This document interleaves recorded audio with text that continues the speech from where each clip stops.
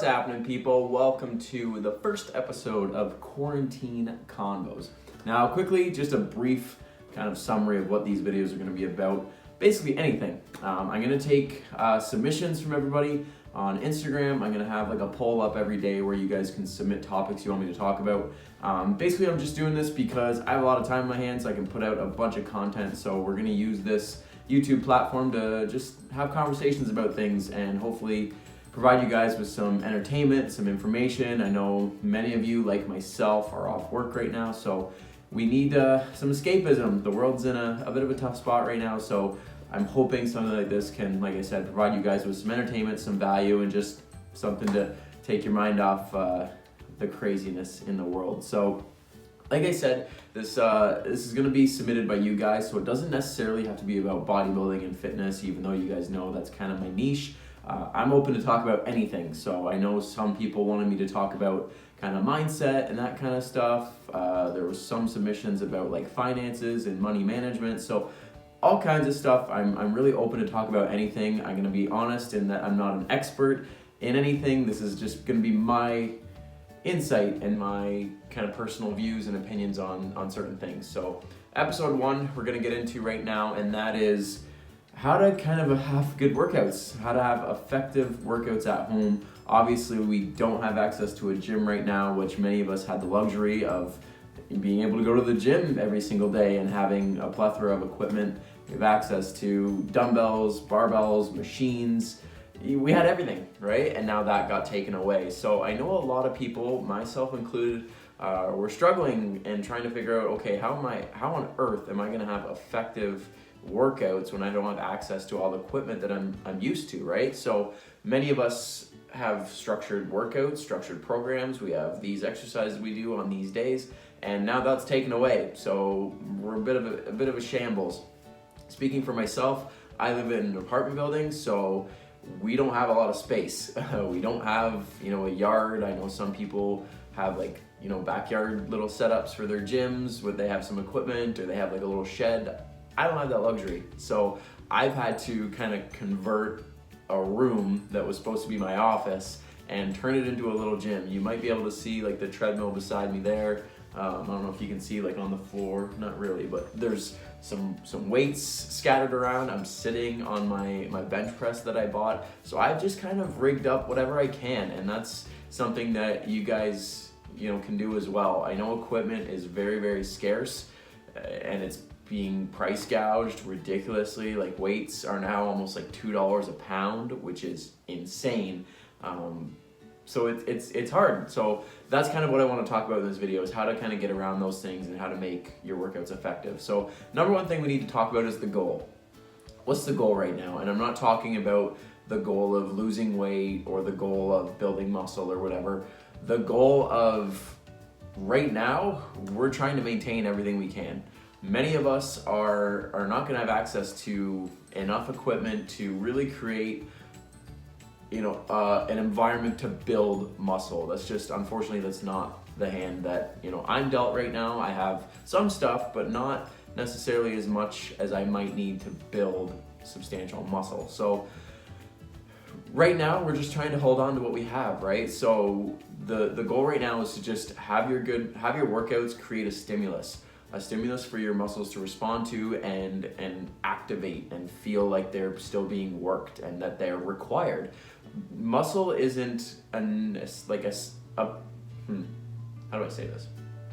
Extra muscle, your body doesn't necessarily need that. So the problem when we stop training or we start slacking on our training, we've all seen people, or maybe we've been there ourselves, where we take a certain amount of time off from the gym, and all of a sudden you start losing your gains, and that's because your body doesn't necessarily need it. And if it's not required, which is why we go to the gym, and our muscles are required to be there to help fuel our workouts, and we're providing a stimulus, and we're taxing the muscle and requiring it to repair and build itself and grow, get bigger, get stronger.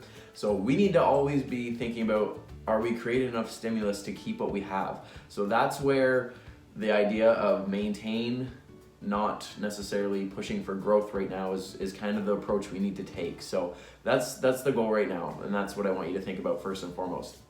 The second thing, which is very, very much close to that, is intensity. If your workouts are not intense and not physically demanding, then your muscle isn't gonna necessarily think, or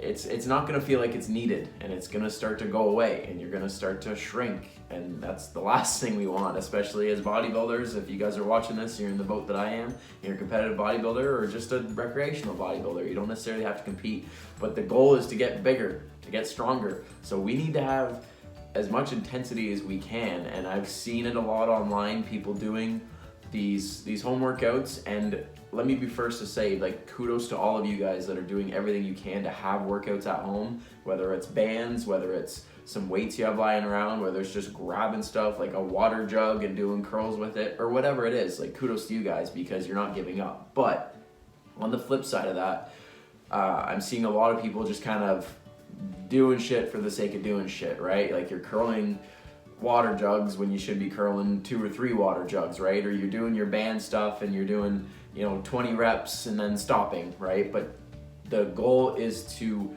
just like you would at the gym, is to have that intensity and really try to push your body in getting close to failure, especially right now, right? We don't have nearly as much weight as we might need for certain exercises. So if I'm doing, say, a chest press with dumbbells and I have a pair of 40s here right on the floor, like 40s for me on a chest press isn't much. I can do more than double that at the gym. So I need to make sure if I'm doing 40s and I'm trying to get, a stimulus and create something relatively close to failure, normally if I'm at the gym, I'm gonna do a set of 10.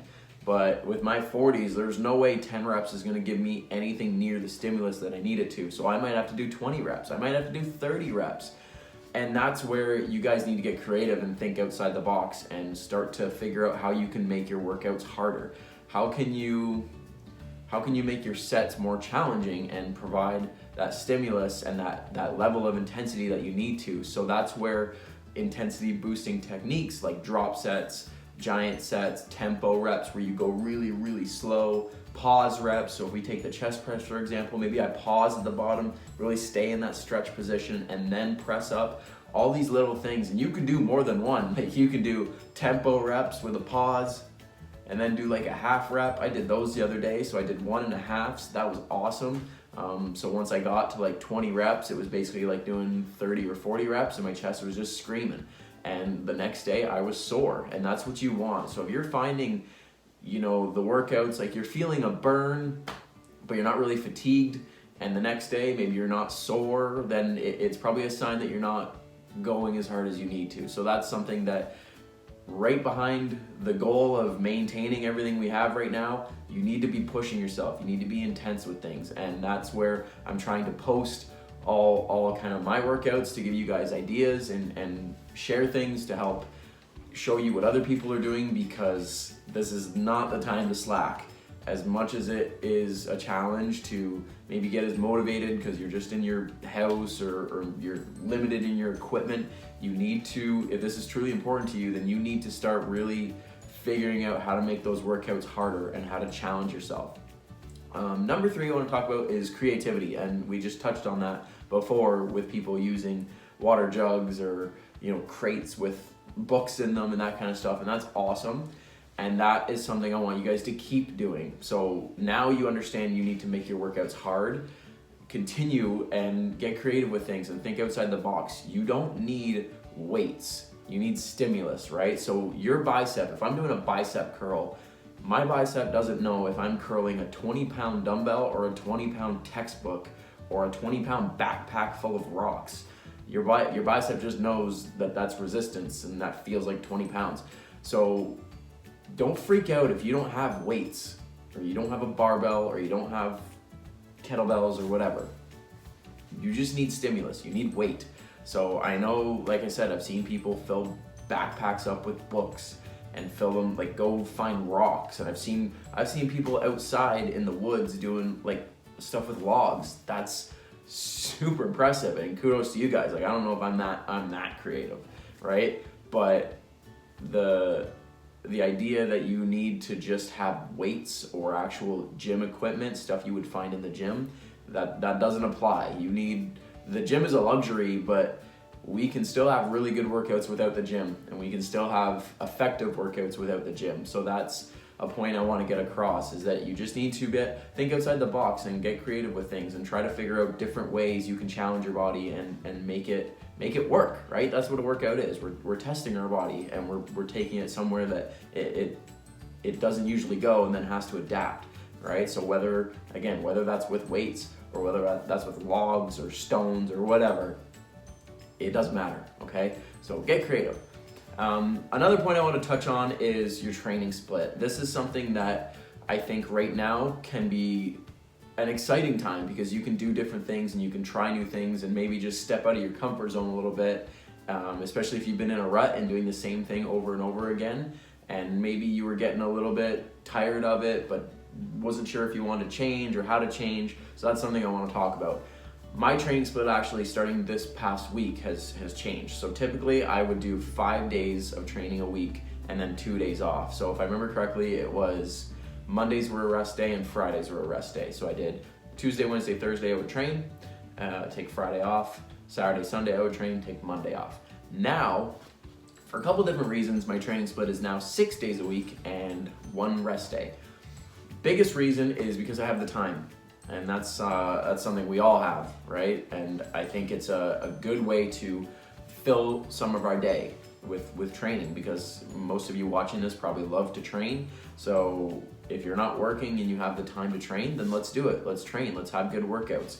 So right now my split is push-pull legs, rest. Or I might do the rest day after the 4th day. I've got to see how I recover from everything through this week.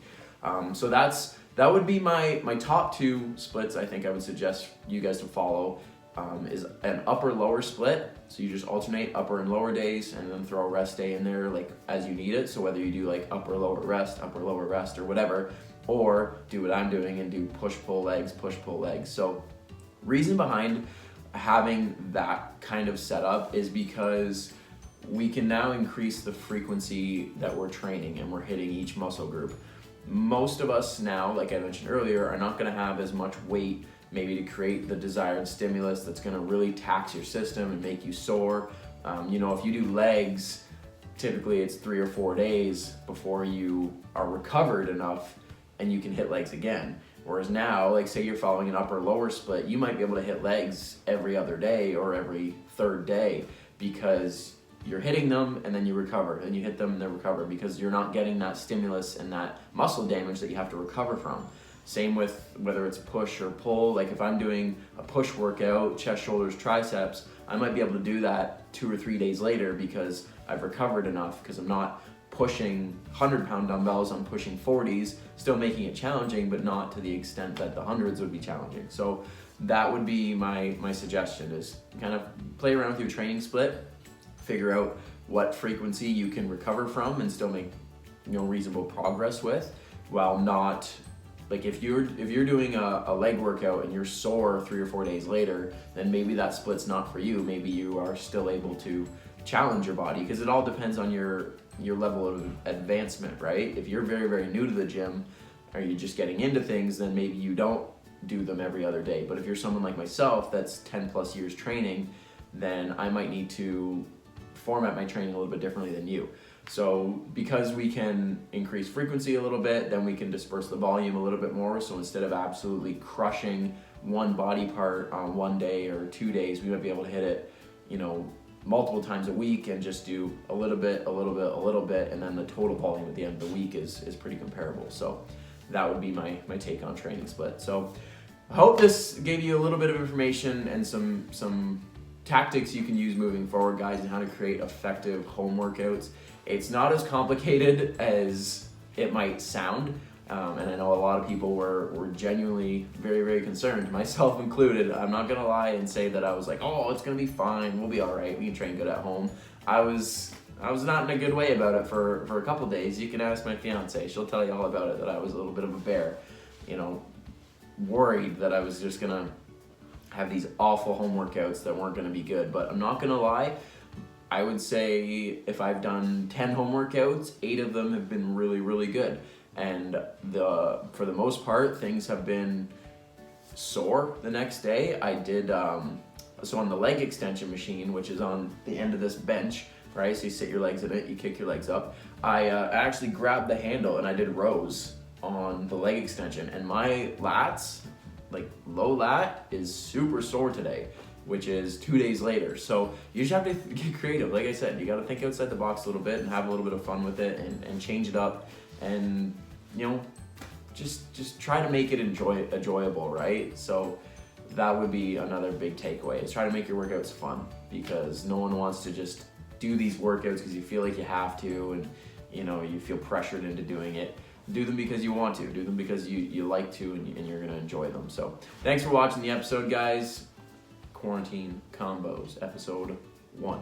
Like I said, if you guys have suggestions, what you want to see in these episodes, I'm more than willing to talk about anything and share my thoughts, and hopefully help you guys, like I said, have some entertainment, a little escapism, and get through the day one day at a time. So thanks for watching the video, guys. Be sure to subscribe to the channel if you're new, and I'll see you guys in the next one.